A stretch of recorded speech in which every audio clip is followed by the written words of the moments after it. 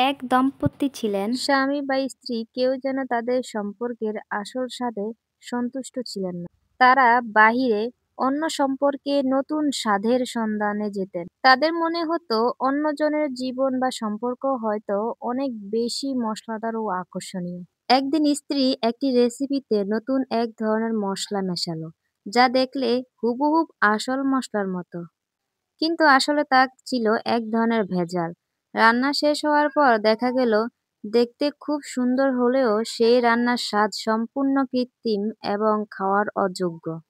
তখন স্বামী বলল, রান্নাটা দেখতে খুব ঝলমলে হয়েছে, কিন্তু আসল উপকরণ বা আসল স্বাদের কাছে এটি কিছুই না। স্ত্রী তখন বুঝল তাদের সম্পর্কটাও তাই। বাহিরের ক্ষণিকের আকর্ষণ বা নতুনত্বের ভেজাল হয়তো দেখতে ভালো লাগতে পারে, কিন্তু তাতে আসলের গভীরতা ও বিশ্বাস নেই। আসল স্বাদ পেতে হলে ভেজাল ছেড়ে নিজের সম্পর্কের গভীরে থাকা বিশ্বাস, সততা আর ভালোবাসার আসল মশলাটাকেই খুঁজে বের করতে হবে। আসলে কি তাই? আসলেই তাই। জীবনে আসল স্বাদটা বাহিরে কোনো ঝলমলে ভেজাল মসলায় থাকে না। এটা লুকিয়ে থাকে নিজের সম্পর্কের ভেতরকার বিশ্বাস আর সত্তার মতো খাঁটি উপকরণে।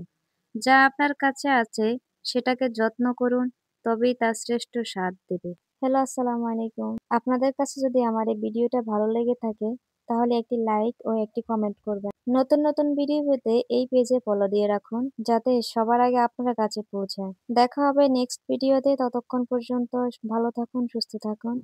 আল্লাহ হাফেজ।